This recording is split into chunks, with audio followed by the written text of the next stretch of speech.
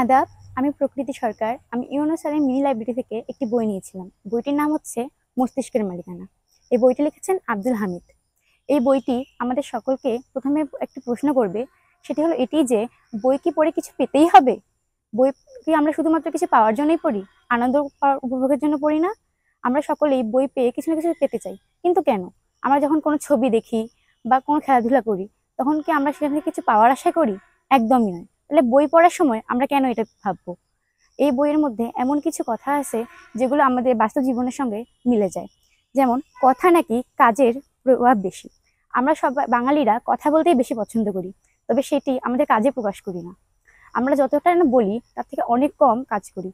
আমরা যদি তার 10%ও কাজ করতাম, তাহলে হয়তো আমাদের জীবনটা অনেক বেশি সরল হয়ে যেত। তারপরে আছে ফর্সা নাকি পোড়া ত্বক, কোনটা বেশি গুরুত্বপূর্ণ? ইউরোপ আমেরিকার দেশের লোকজনেরা শুধুমাত্র তাদের শরীরটিকে একটু পোড়ানোর জন্য ঘন্টার পর ঘন্টা রোদে বসে থাকে, অথচ আমাদের দেশে আমাদের অভিভাবকরা সবসময় চায় যাতে আমরা রোদে না যাই। আমাদেরকে ছোটবেলা থেকে বলে দেওয়া হয় রোদে না যেতে, কারণ রোদে গেলে আমাদের ত্বক পুড়ে যেতে পারে এবং এর ফলে আমাদেরকে সুন্দর লাগবে না। অথচ সামান্য রোদ আমাদের অনেক উপকার করে। অনেক অনেক অসুখ বিসুখ আছে যেগুলো রোদের মাধ্যমে সেরে ফেলা সম্ভব। এরপর রয়েছে ধারণা কি সবসময় বাস্তবের সাথে মেলে? আসলে আমরা অনেক সময় ধারণা করি যে practice makes a man perfect, যে ছোটবেলা থেকে আমরা পড়ে আসছি, কিন্তু এটা কতটা সত্য? একজন ডাক্তার দিনের পর দিন বছরের পর বছর লেখার প্র্যাকটিস করে, কিন্তু তার লেখা আমরা ধরতেও পারি না। তাহলে প্র্যাকটিস কিভাবে একটা মানুষকে পারফেক্ট করতে পারে? না বুঝে ধর্মাচার কতটা কল্যাণকর? আমরা না বুঝেই ধর্মাচার করে থাকি। আমাদের বয়সের থেকে বড় সম্মানীয় ব্যক্তিদেরকে আমরা সবসময় আদাব দেই, সালাম করি, কিন্তু নিজের মা বাবার ক্ষেত্রে কখনোই নয়। নিজের মা বাবাকে দেখলে আমরা কখনোই একটা আদাব বা একটা সালাম দিই না। কেন দিব না, যেখানে তারাই আমাদেরকে এই পৃথিবীতে নিয়ে এসেছে? এরপর আসে জন্মস্থান বা বংশ কি আপনার কোনো অর্জনের ফল? আমাদের জন্মস্থান বা আমাদের বংশ কখনো আমাদের কোনো অর্জনের ফল হতে পারে না, কারণ এটি আল্লাহ প্রদত্ত এবং এটির সঙ্গে আমাদের কোনো পারস্পরিক সম্পর্ক নেই। আমরা নিশ্চয়ই আল্লাহকে বলিনি আমি এই স্থানে জন্মগ্রহণ করতে চাই বা এই পরিবারে, তো এটি আমাদের কোনো অর্জনের ফল হতে পারে না। পরের ধনে পোদ্দারি করা গেলেও কি সত্যিকারের স্বাধীন হওয়া যায়? আমরা অনেকেই পরের বিষয়ে অনেক মতামত ঘাটাই, কিন্তু এতে কি হয়? আমরা দেখা যায় আমরা এতটাই স্বাধীন চেতনার যে আমাদের বাবা মায়েদের শত বারণের ক্ষেত্রেও আমরা সেই ধরনের কাজগুলো করি যেগুলো আমাদের করা উচিত নয়, কিন্তু এটি কখনো স্বাধীন চেতনা হতে পারে না। শিক্ষার বয়স নাকি বয়সী শিক্ষা, কোনটা বেশি গুরুত্বপূর্ণ? একটি ছোট বাচ্চাকে যখন একটি শিক্ষক এই করিনু পণ কবিতাটি শেখায়, তখন তার মা তাকে বলে যে এটা তার এই কবিতা পড়ার বয়স নয়, অথচ তাকে হাট্টিমাটিম পড়তে বলা হয়। কেন? আমরা এটা কেন করবো যেখানে হাট্টিমাটিমের কোনো অর্থই নেই? অবাস্তব বস্তু নিয়ে আমরা পড়াশোনা করি, কিন্তু আমাদের জীবনে যেগুলো গুরুত্বপূর্ণ সেই বিষয়ে আমরা ফিরেও তাকাই না। এমন পারফরমেন্সের রহস্য কি? আমরা টিভি সিরিয়ালে অনেক অভিনেতা অভিনেত্রীদেরকেই অভিনয় করতে দেখি, যেখানে তারা অনেক বয়স্ক হওয়ার পরেও তাদেরকে কুমারী দেখায়, অথচ তাদেরকেই আমরা একটি 8 থেকে 10 বছরের শিশুর অভিভাবক হিসেবে দেখি। তখন কি আমাদের একবারও মনে হয় না যে এত তরুণ বয়সের মেয়েটি কিভাবে এত বড় শিশুর মা হলো?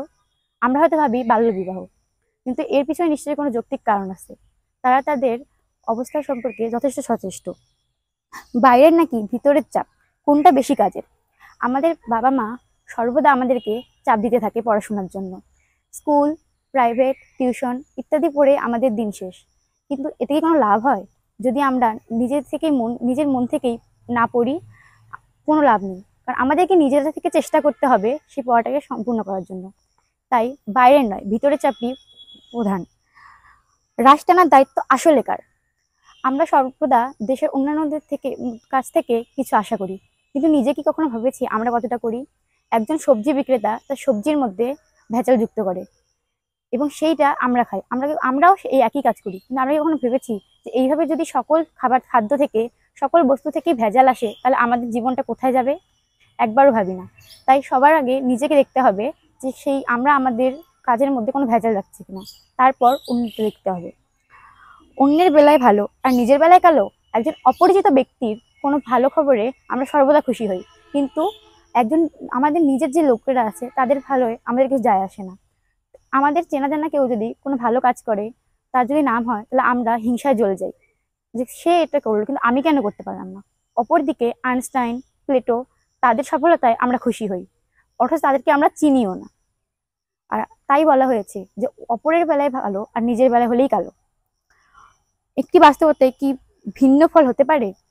এখানে একটি ধর্মীয় বিষয় দেওয়া হয়েছে যে একজন লোক যার ভালো এবং কাজ মন্দ দুটি কাজে সমান ছিল, এবং তাকে প্রশ্ন করা হয়েছে যে সে জান্নাতে যেতে চায় নাকি জাহান্নামে যেতে চায়। তখন সে একটি অফার করে যে সে জান্নাত এবং জাহান্নাম ঘুরতে চায়। তখন তাকে নিয়ে যাওয়া হয়। প্রথমে তাকে জাহান্নামে নিয়ে যাওয়া হয়, যেখানে একটি সুন্দর খাবার টেবিল সাজানো ছিল।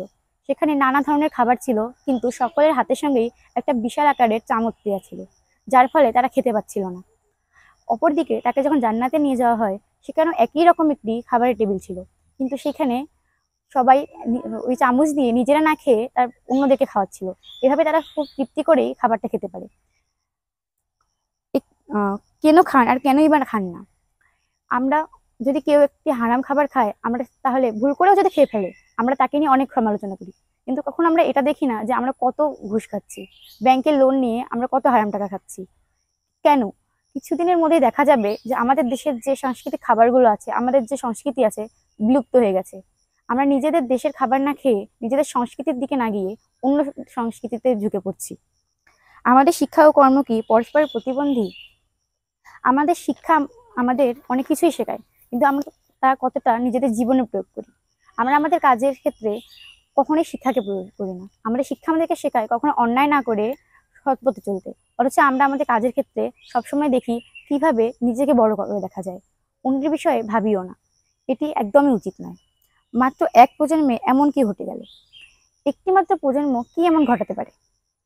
আমরা সবসময় দেখি যে একজন মা তার সন্তানের সুস্থতার জন্য কত ব্র্যান্ডে কত ভালো ভালো খাবার নিয়ে আসছে, হরলিক্স, কমপ্ল্যান, বাট এগুলো খেয়ে কিছুই হয় না, এগুলো অযথা। যদি আমরা তাকে এগুলো সব খাবার না খাইয়ে ফল, সবজি ইত্যাদি খাওয়াই, তাহলে হয়তো সে আরো বেশি পুষ্টকর হতে পারে। তাই আমাদের সবসময় এই দিকে ধারণা দেওয়া উচিত। অপচয় করা কেন আমাদের এত পছন্দ? আমরা সবসময় অপচয় করি। আমরা যখন স্কুলের একটি অ্যাসাইনমেন্ট বা কোনো প্রয়োজনীয় কাগজপত্র জমা দিতে যাই, তখন আমরা সর্বদা একটি কাগজের এক পাশেই লিখি, অথচ ফ্রান্স এবং অন্যান্য দেশের মধ্যে একটি কাগজের অবশ্যই দুদিকেই লিখতে হবে। সেখানে যত বেশি কম কাগজ ব্যবহার করা যায় ততটাই ভালো। আর আমরা দেশে অপচয় করে যাই, তার ফলে আমাদের অনেক ক্ষতি হচ্ছে। আমরা যদি অপচয়টা কম করতাম, তাহলে হয়তো আমাদের এত কাগজের প্রয়োজন হতো না, এই কাগজ মজুত করে রাখার জন্য এত জায়গারও প্রয়োজন হতো না, আর অনেক গাছ বেঁচে যেত, যার ফলে অনেক অক্সিজেনও পাওয়া যেত। কার লজ্জা পাওয়া উচিত আর কে পায়? আমরা যখন পড়তে বসি না, আমাদের বাবা মা সবসময় আমাদেরকে বলে যে আমরা কেন পড়ছি না, কিন্তু তারা কি কখনো বই পড়ে? তাদেরকে আমরা কখনো বই পড়তে দেখি? একদমই না। এখানে তাদেরই লজ্জা পাওয়া উচিত, কারণ তারা আমাদের অভিভাবক হয়েও কখনো বই পড়ে না, অথচ আমাদেরকে সবসময় জ্ঞান দেয় আমরা যেন বই পড়ি। এটা কি করা উচিত? অন্যেরটা দেখার আগে প্রথমে নিজের দিকে দেখতে হয়, আমরা কি করছি, তারপর আমরা অন্যের বিষয়ে ভাববো। টয়লেট দেখে কি সত্যি বংশ চেনা যায়? আগের যুগে মানুষ নাকি টয়লেট দেখে তারপরে বংশ চিনত। ছেলে বা মেয়েকে দেখতে গেলে সবার আগে দেখতো তাদের টয়লেট কতটা পরিষ্কার, কিন্তু তাতে কি কোনো লাভ হয়?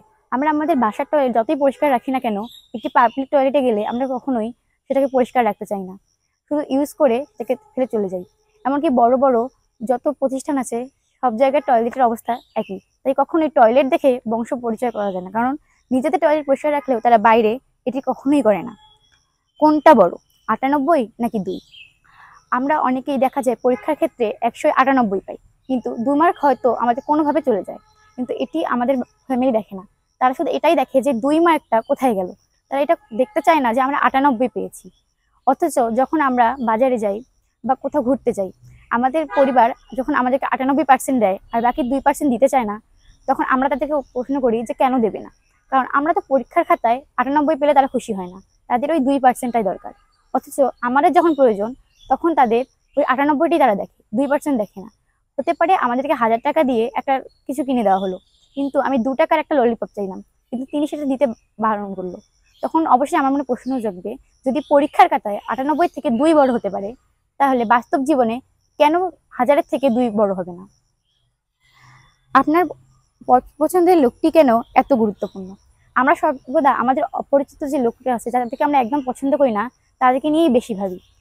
তাদের চলাচল, তারা কিভাবে জীবনযাপন করছে, কি অর্জন করছে সেদিকেই আমাদের নজর সব থেকে বেশি থাকে, যেখানে আমাদের নিজেদের দিকে নজর দেওয়া উচিত যে আমরা কি করছি। অথচ যাকে আমরা পছন্দই করি না তার প্রতিনিয়ত প্রত্যেকটা খবর আমাদের আছে, যেটা হয়তো সে নিজেও জানে না। কেন? এটি কেন হয়? আমাদের জীবনে অবশ্যই তাদের তথ্যটাই বেশি থাকা উচিত যাদেরকে আমরা ভালোবাসি, কিন্তু আমরা সেটা একদমই করি না। এই বইটি পড়ে এমন কিছু অভিজ্ঞতা আমার হয়েছে যেগুলো আমি ভাবতেও পারিনি। আমার নিজের জীবনেই আমি দেখেছি, যখন আমি 15 মার্কের একটা পরীক্ষা দেই, আমি 14 পেলেই আমার মনটা খারাপ হয়ে যায় যে 1 মার্ক আমি কেন পাইনি। অথচ আমি এটা দেখি না যে আমি 14 অর্জন করেছি। হয়তো আমি নিজেকে বলতে পারতাম যে আমার আরো ভালো করা উচিত, আমাকে ফুল মার্ক পাওয়া উচিত, কিন্তু আমি সেটা করি না, বরং আমি আফসোস করতে থাকি।